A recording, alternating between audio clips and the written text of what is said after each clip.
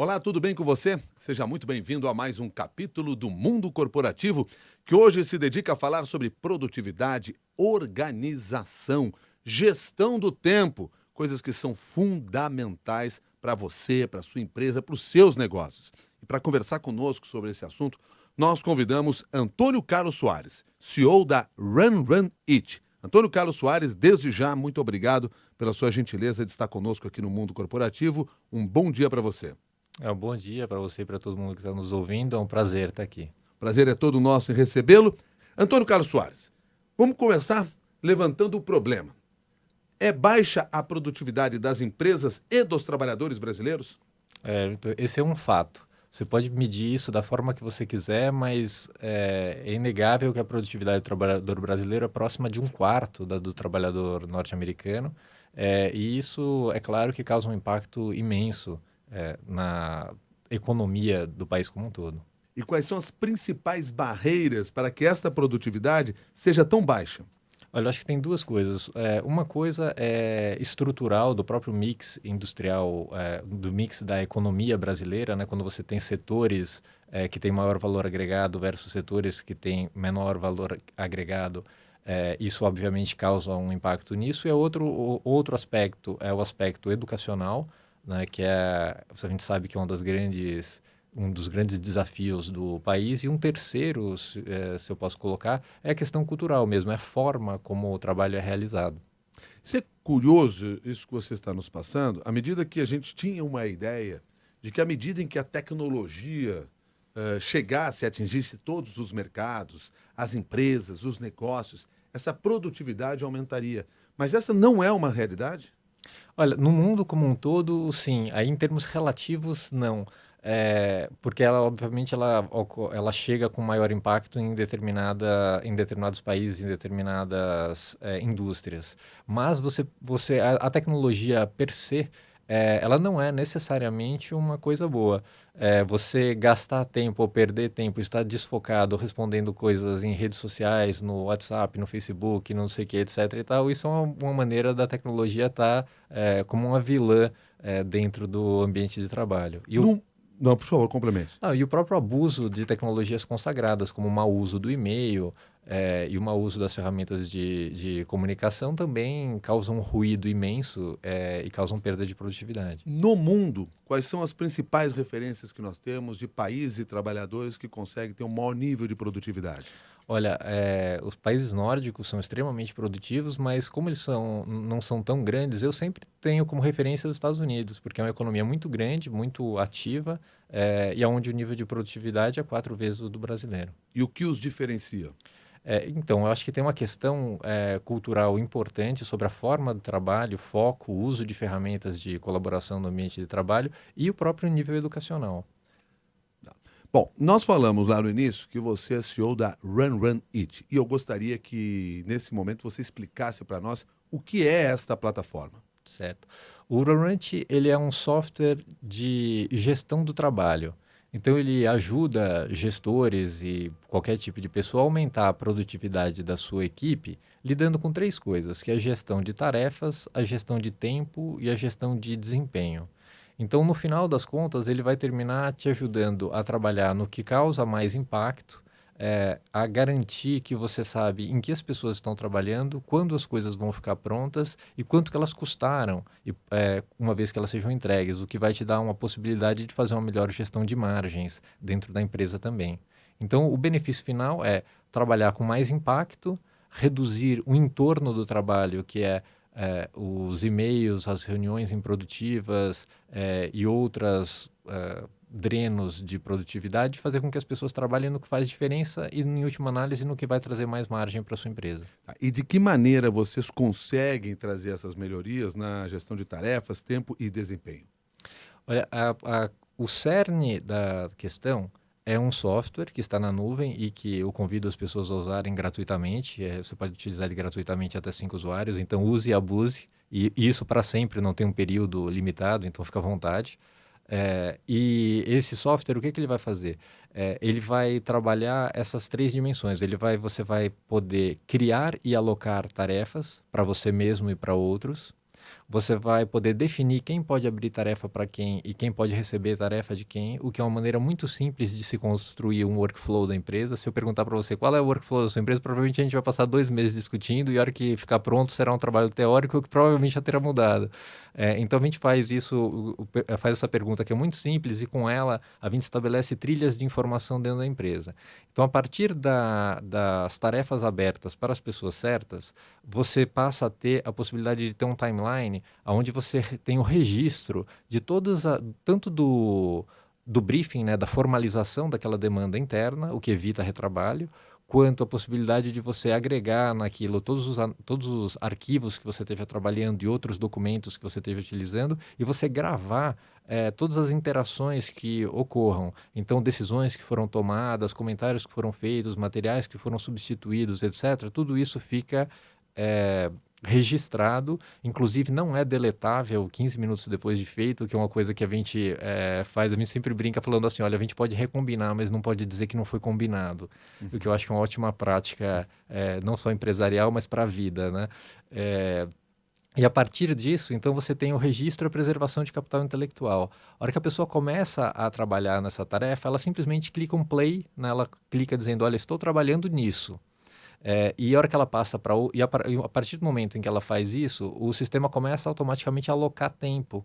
Então ele aloca o tempo naquela tarefa que faz parte de um projeto, que faz parte de um cliente que tem um tipo. Isso tudo vai te dar depois a possibilidade de fazer uma série de análises que vão permitir que você entenda onde o tempo da sua equipe está sendo gasto de verdade e qual é a sua expectativa de data de entrega para cada uma dessas coisas.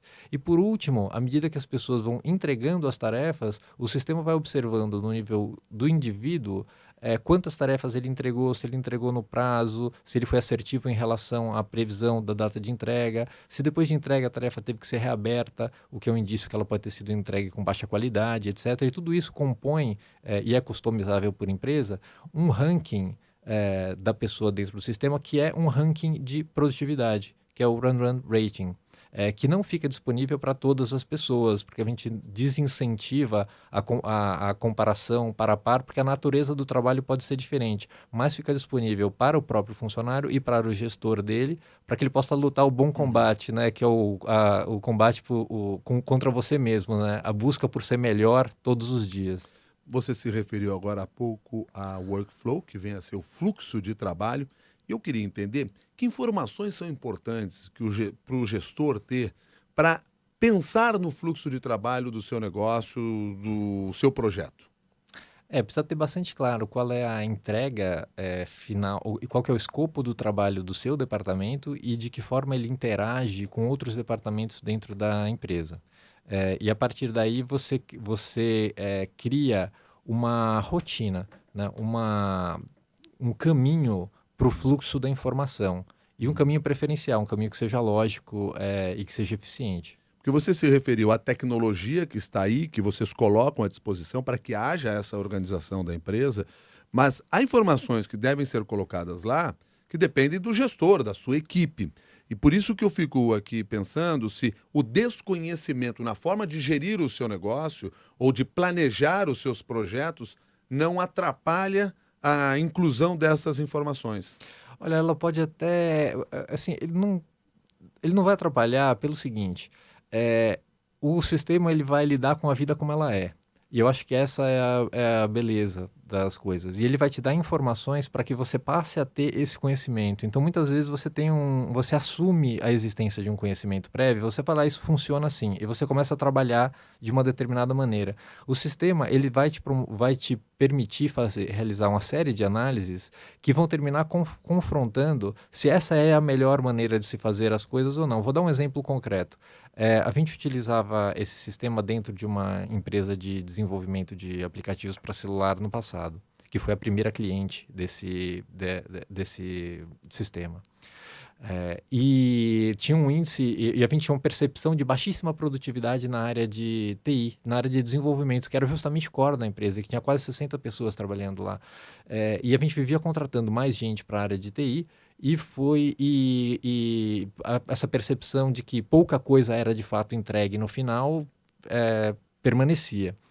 E a gente começou a analisar, e a gente usava o sistema, e a gente começou a analisar, e a gente começou a perceber que existia um índice as pessoas com pior ranking dentro da empresa não eram as pessoas da área de TI, mas sim as pessoas da área de design, que era uma área pequena, que a gente dava relativamente pouco valor para ela, e que tinha um índice de reabertura de tarefas imenso. Então, na prática, o que estava acontecendo de verdade?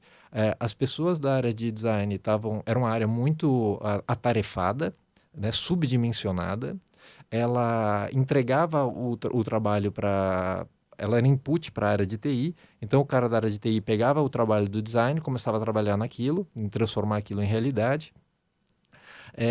Começava a quebrar a cabeça falando assim, mas tem uma coisa aqui que não está funcionando, e daqui a pouco ele falava, putz, tem um erro. Tá faltando uma coisa que vai daqui para ali, que junta não sei o que lá e tal, aí mandava a tarefa de volta para a área de design. Nesse meio tempo, primeiro, o cara já passou um tempão quebrando a cabeça ali para achar qual que era o problema. Segundo, ele parou a tarefa e mandou de volta. Terceiro, ele não quer ficar parado, é um cara proativo, etc. Pega uma outra tarefa de menor prioridade para fazer que ele acha que ele pode fazer rápido. A realidade do mundo é que raramente as coisas são tão simples quanto parecem, então o cara achou que ele ia resolver aquele negócio em 2 horinhas, não foram bem 2 horinhas, foram 6, a tarefa voltou da área de design e ficou parada, e no final ele começou a voltar a trabalhar naquilo no dia seguinte e a produtividade foi embora. Aonde estava o problema? Estava na área de design, embaixo do nosso nariz, e a gente não via. Mas como é que descobre isso? Porque aí o problema é do fluxo da informação, a comunicação entre as partes é que não funcionava? Não, a área estava subdimensionada e a gente objetivamente como a gente percebeu isso foi analisando o rating das pessoas e vendo que as pessoas com pior desempenho dentro da empresa eram as pessoas da área de design. A gente falou assim, mas a nossa área de design não é ruim. O que está acontecendo? Está acontecendo refação, está acontecendo reabertura de trabalhos. Aí por quê? Aí você começa a investigar. Porque o volume de trabalho é absurdo e só tem 2 pessoas para fazer isso. E no final das contas, a gente aumentou em muitas vezes o tamanho dessa área, o índice de refação diminuiu muito e a produtividade da TI aumentou enormemente. O que não era óbvio, mas se tornou possível a partir da existência da informação. Então a gente terminou modificando a forma como a gente trabalhava e o dimensionamento das áreas a partir de uma informação real que a gente teve. Eu pedi, aliás, para os nossos ouvintes participarem aqui do programa, enviando as suas perguntas, foi o que a Bruna Brandão fez. E ela quer saber onde se perde mais tempo nos projetos.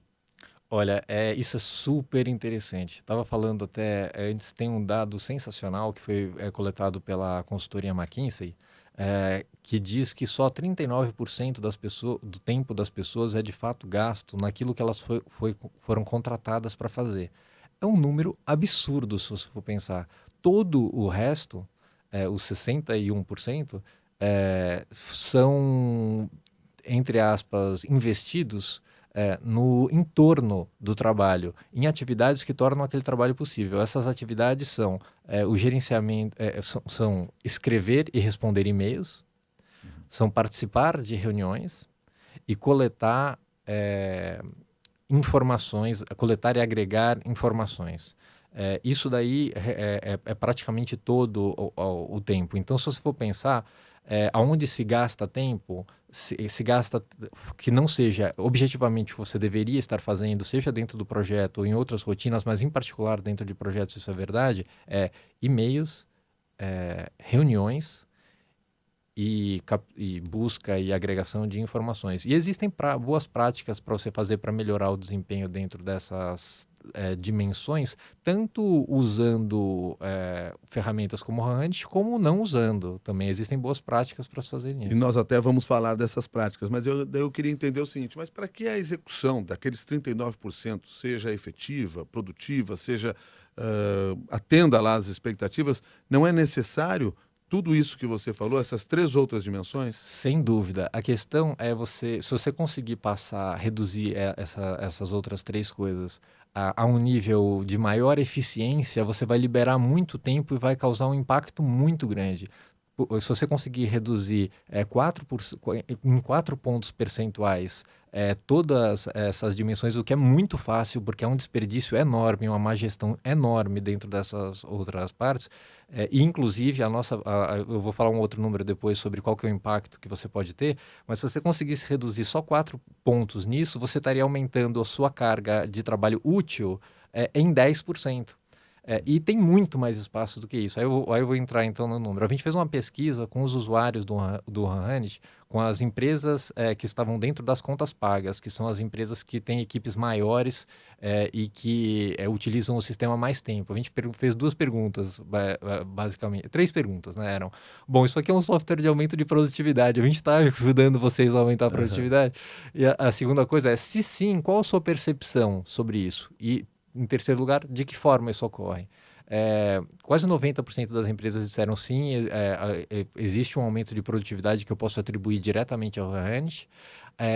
O aumento, a percepção de aumento de produtividade média foi de 25%, o que, se você for pensar, é muito, é um absurdo. 25% de aumento de produtividade é como se você tivesse 2 horas a mais no seu dia, ou como se você tivesse um dia útil a mais na semana para realizar o trabalho.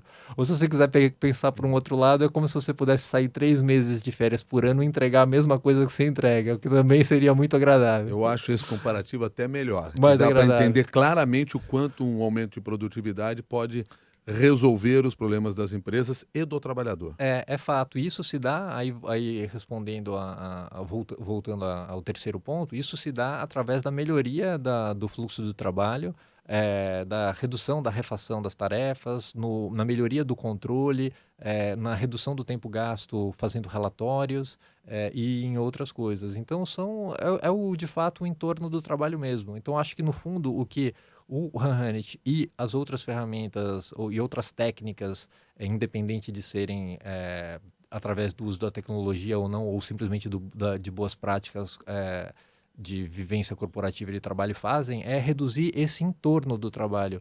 Pegar tudo que não é esses 39% e tentar fazer com que ele seja o menor possível para que você consiga transformar esse 39 em 45, 50, 60. Imagina o aumento de produtividade se você consegue fazer isso. Para produzir mais, tem que correr mais?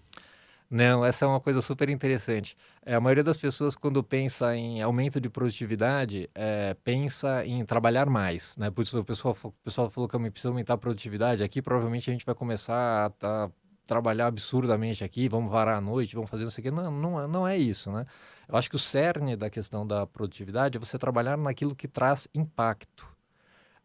E isso é muito importante, priorizar e conseguir manter clara para a equipe quais são as prioridades, quais são os projetos e atividades que de fato podem trazer um impacto relevante para o negócio que você está fazendo, e parar de correr atrás do rabo e realizando tarefas e refação de trabalhos que são periféricos e que causam na prática pouco impacto no trabalho. Tem uma frase do Peter Drucker que eu acho sensacional, aliás, eu acho que talvez o maior pensador do mundo da administração e da gestão, que ele fala que nada é mais inútil do que fazer direito o trabalho que nem deveria ter sido feito em primeiro lugar.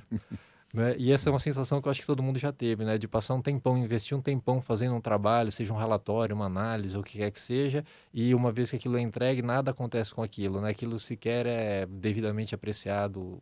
As empresas e os líderes conseguem perceber que estão perdendo tempo nos projetos? Olha, a percepção geral existe. É muito difícil quantificar, mas aí tem um outro estudo que foi publicado na Harvard Business Review. Eu não me lembro exatamente a origem dele, qual foi a universidade que produziu, mas talvez tenha sido até a própria Harvard, que é um número mais estarrecedor ainda, que só 9% dos executivos se considera satisfeito com a alocação do seu tempo. Todo o resto entende que desperdiça tempo de alguma maneira. Então, uma percepção geral, e quase 40% deles falaram que sequer tem tempo para trabalhar no que de fato é estratégico para a empresa. Então, se você for pensar, a percepção geral sobre a perda de tempo, sobre a má alocação de tempo, eu acho que ela existe nos gestores, e eu acho que faz parte do conjunto de dores, ou de incômodos, que foram inclusive o que nos motivou a criar o software em primeiro lugar, né? Que é você ter aquela sensação de olhar uma equipe inteligente, trabalhando muito e pouca coisa sendo entregue de verdade, e as coisas que são entregues nem sempre são as que causam maior impacto ou que mudam a realidade da empresa. E isso é uma coisa muito frustrante, né? Então, em última análise, o que a gente existe é para isso, é para tentar fazer com que as pessoas consigam ter uma melhor percepção sobre essas prioridades e consigam fazer com que a equipe inteira trabalhe em prol das prioridades. O que é muito bom, inclusive, se você for pensar, Milton, para a própria... não só, obviamente, eu estou falando sobre a perspectiva do gestor, ou sobre a perspectiva do líder de equipe, mas se o colaborador trabalha em uma atividade que causa um impacto muito grande dentro da empresa, é óbvio que ele vai ser percebido como alguém que traz um resultado e vai ser, e vai ser lembrado na hora de treinamentos, na hora de promoções, na hora de oportunidades dentro da empresa. É que às vezes eu tenho a impressão de que quando você vai conversar com o gestor e perguntar para ele assim, mas o que precisa arrumar aqui na casa para que a produtividade aumente? A resposta é que vai ter, não, aqui está tudo bem, nós estamos fazendo tudo certinho. Isso acontece? Olha, pode até acontecer da boca para fora, viu? Para dentro você pode ter certeza. Tudo bem, deve ter gente. Não, claro que existem pessoas que, inclusive, têm essa realidade, e isso é maravilhoso. Existe uma quantidade muito grande de pessoas que pode não admitir isso, e aí também depende do fórum em que você estiver discutindo isso, mas o cara, dentro dele, ele tem um incômodo. Bom, o Marcos Assis nos ajuda aqui a encaminhar o assunto para um tema que é extremamente curioso e imagino que isso não atrapalha apenas a vida de empresas e de negócios, mas o seu dia a dia também, que é a gestão de e-mails. De que maneira nós podemos organizar melhor a nossa caixa de correio, evitar o desperdício que a gente tem atualmente? Isso é importantíssimo. Primeira coisa, eu acho que é você criar... Eu oriento que se crie algumas pastas diferentes. Primeiro, pastas de coisas que eu preciso fazer, coisas que eu pedi para as pessoas fazerem, coisas que me copiaram e são do meu interesse, e coisas que me copiaram e não são do meu interesse, que é para deletar pura e simplesmente. Então, você organizar essas pastas e usar tags, organizando os assuntos, facilita bastante, porque um dos principais perdas de tempo é também na busca dessas informações depois. Uma outra coisa que você pode fazer é criar filtros automáticos. A maioria dos e-mails corporativos, inclusive os baseados em Google Apps, permitem que você crie filtros para direcionamento automático para determinadas pastas. Isso é particularmente importante para você separar e-mails que vêm de grupos de discussão. Eu acho que é super produtivo e pertinente e útil para o desenvolvimento das pessoas participar de grupos de discussão, grupos de marketing, ou grupos da indústria, ou da sua disciplina de trabalho, ou da sua indústria de trabalho. Porém, esses grupos, em geral, eles terminam gerando um volume de e-mails que é extremamente alto. Então, dependendo de como esse grupo de que ferramenta está sendo utilizada para participar desses grupos, você pode ou não utilizar o envio de e-mails individuais, e sim fazer com que ele junte tudo em um único e-mail que é enviado ao final do dia. E independente disso, você pode criar uma regra com o título daquele e-mail para que ele seja direcionado diretamente para uma pasta que você vai ver quando você tiver o tempo para isso. Uma outra regra que eu acho bastante prática e eu uso desde sempre, apesar que nem sempre é fácil, só sair do escritório quando você conseguir ver a última linha da sua tela vazia. Então, assim, enquanto tiver coisa ali, você dispara, deleta, responde, etc. E, é claro, tem pessoas que, em alguns momentos, é necessário escrever um e-mail longo e bem elaborado para que as coisas fiquem claras. Mas, muitas vezes, você pode utilizar uma linguagem mais objetiva. Né? Você não é um missivista escrevendo uma peça literária, né? Então, se ela for clara e objetiva, ela vai cumprir o objetivo dela e você vai gastar menos tempo. Então, principalmente quando chega nessa hora da produção e tirar as coisas da frente e dar as respostas que as pessoas precisam para seguir adiante com o trabalho delas ou entender o que voltou, acho que a linguagem simples e objetiva é uma boa prática. De que maneira a ferramenta que vocês desenvolvem, o Run It, ajuda nesta gestão do e-mail? Ótima pergunta. Isso é uma das coisas mais importantes que a gente faz, porque toda a comunicação passa tarefas, projetos e clientes passa a acontecer de forma estruturada dentro da plataforma. Então ela sai da sua ela deixa de ocorrer sob a forma de e-mail dentro da sua caixa de entrada e ela passa a ocorrer dentro do timeline das tarefas, projetos e clientes. Isso faz com que ela seja muito facilmente buscável e com que ela esteja aberta para consulta e verificação de todas as pessoas que estiverem interessadas naquilo e que tiverem permissão, obviamente, para acessar aquele projeto, que não seja um projeto confidencial ou que não seja um cliente confidencial ou alguma coisa assim. Isso faz com que o seu e-mail, a sua caixa de e-mail, fique restrita à comunicação com pessoas que estão fora do sistema, em geral pessoas que estão fora da empresa, ou sobre temas que ainda não resultaram em afazeres, né, em tarefas. Então você está numa discussão macro sobre alguma coisa, então logo aquilo se torna um plano de ação. Esse plano de ação se transforma então em tarefas, projetos e outras coisas. E aí vai para dentro da plataforma. E aí passa para dentro da plataforma. Bom, e o Júlio mandou aqui a seguinte mensagem. Milton, até agora você não perguntou para o Antônio como é que eu resolvo as reuniões chatas da minha empresa. Então eu estou repassando a pergunta para você. Boa! Isso daí é o fim do mundo mesmo. Tem boas práticas para redução de reuniões. Primeiro, não existe nenhum determinante biológico para as reuniões precisarem durar 1 hora, para elas terem um slot de 1 hora como padrão, né? Então todo mundo vai marcar uma reunião, marca 1 hora para fazer a reunião. Uhum. Eu acho que de pronto você já poderia definir que o slot padrão para uma reunião é de meia hora e não de 1 hora. A segunda coisa é pensar qual que é o objetivo daquela reunião. Isso parece simples, né? Parece, não, isso não é uma coisa natural, não é tão... não é tão simples assim. Se você pensar antes qual é o objetivo da reunião, que pontos vocês precisam passar e fazer uma pauta daquilo e comunicar para as pessoas que efetivamente precisam participar da reunião previamente, essa reunião vai ser absurdamente mais produtiva. Por 2 motivos. Primeiro, porque ela só vai envolver as pessoas que de fato precisam participar dela.